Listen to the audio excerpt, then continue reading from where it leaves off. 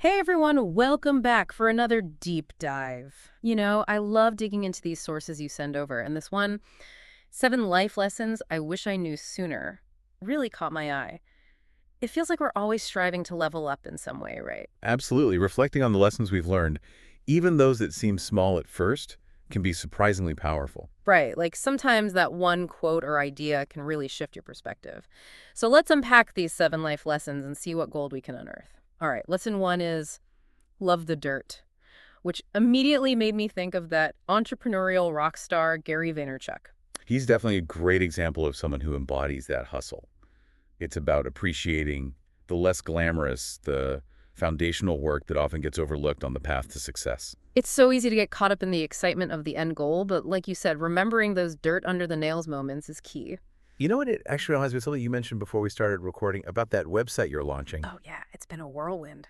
Exactly. And I'm betting there are some love the dirt tasks hidden in that project plan, the kind of tasks that might feel tedious but are crucial to getting your site up and running. You hit the nail on the head. Things like SEO optimization or meticulously checking every single link. It's not the most glamorous part, but trust me, you want to lay that groundwork. And that's what I love about this lesson. It's a great reminder that even someone like Taylor Swift, who's at the top of her game, still interacts with fans. Directly remember that story in the source about her showing up at a fan's wedding. Talk about loving the dirt. Exactly.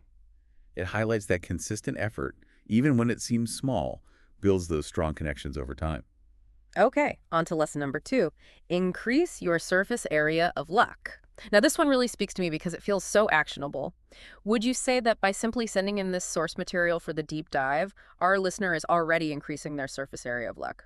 There's a very good chance that this principle, as entrepreneur Jason Roberts puts it, is about maximizing the opportunities for luck to find us.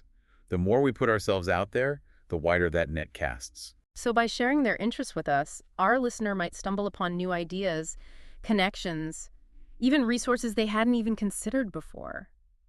It reminds me of how this podcast has led to so many unexpected collaborations and conversations. That's a perfect example. By consistently creating and sharing your work, which in your case is this fantastic podcast, you're opening yourself up to a world of possibilities. You never know who's listening or what doors might open. It's about creating those serendipitous moments, right? Exactly. You're not just passively waiting for luck to strike. You're actively creating an environment where it can flourish. Okay, let's move on to lesson number three, which is all about designing your life with the end in mind. This feels particularly relevant for our listener who's clearly driven and goal-oriented. It's about being intentional with our choices, wouldn't you say? Instead of just going with the flow, it's about having a clear vision for our ideal life and then making decisions that align with that vision. And sometimes it takes a bit of trial and error to figure out what that vision truly is. The source creator talks about chasing a high-paying finance job, which is often seen as the dream, only to realize it wasn't fulfilling. It's a great reminder that external validation, like a big paycheck or a fancy title, doesn't always equal happiness. The source emphasized finding work that lights me up every morning. That's the real goal. So much easier said than done, though, right? For sure. It requires a good deal of self-reflection and a willingness to be honest with ourselves about what truly brings us joy, even if it means deviating from the expected path. And that actually leads perfectly into lesson number four, which is to shorten the gap between idea and execution.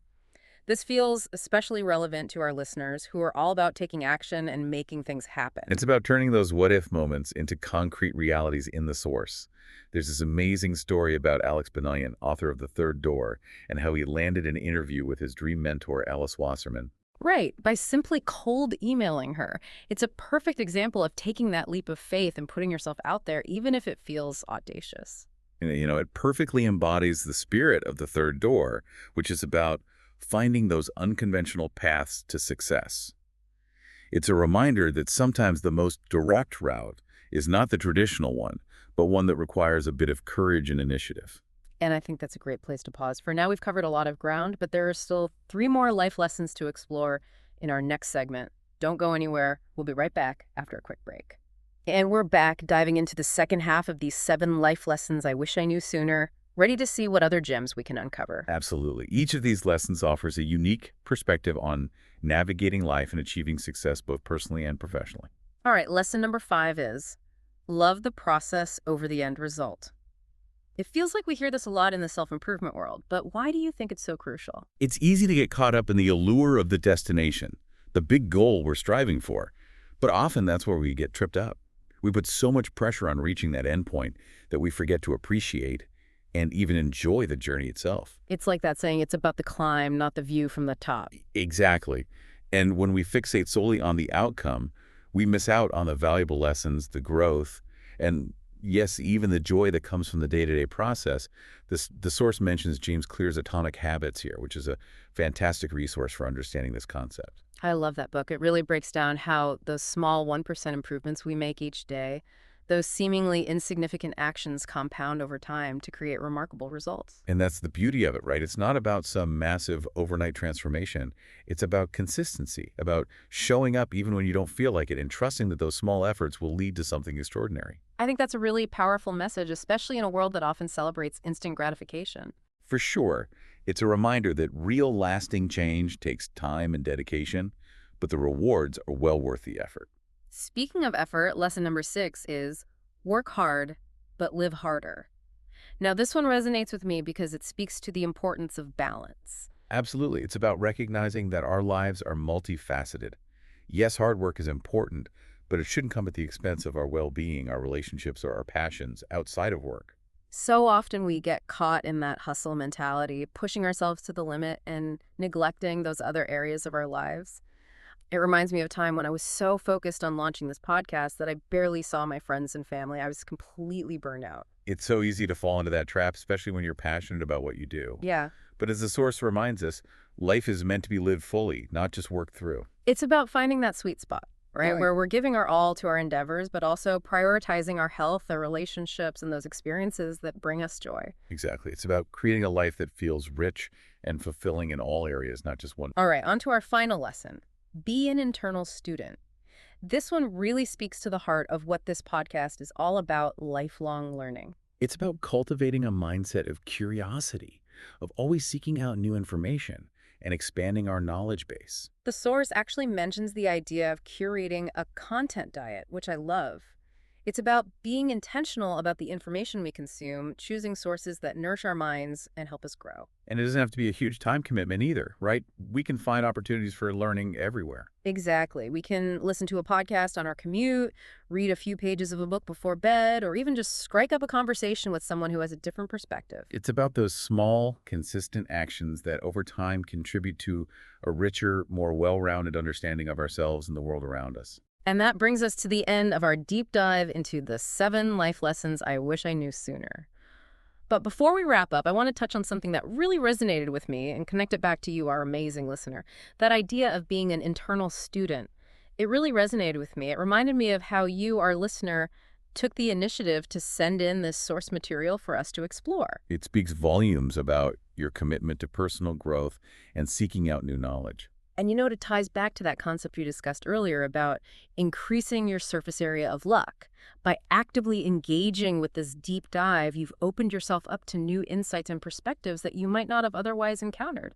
It's those seemingly small actions like hitting that send button on an email or taking the time to really absorb new information that can have a ripple effect on our lives. Absolutely. And speaking of ripple effects, this whole conversation has me thinking about the bigger picture out of these 7 life lessons. Is there one that particularly resonated with you today? You know, the one that really stands out to me is love the process over the end result. It's so easy to get caught up in chasing those big, audacious goals. But it's the journey itself with all its ups and downs that truly shapes us. I completely agree. It's about finding joy in the day-to-day, even when things get tough. And, it connects back to something we discussed earlier about your new website. Building something meaningful takes time and consistent effort. It does. But the reward comes from knowing that you poured your heart and soul into every step of the process. That's such an important reminder, and it actually leads me to the final thought I want to leave our listener with. Today, you've already taken that incredible first step by seeking out new knowledge and engaging with these 7 life lessons.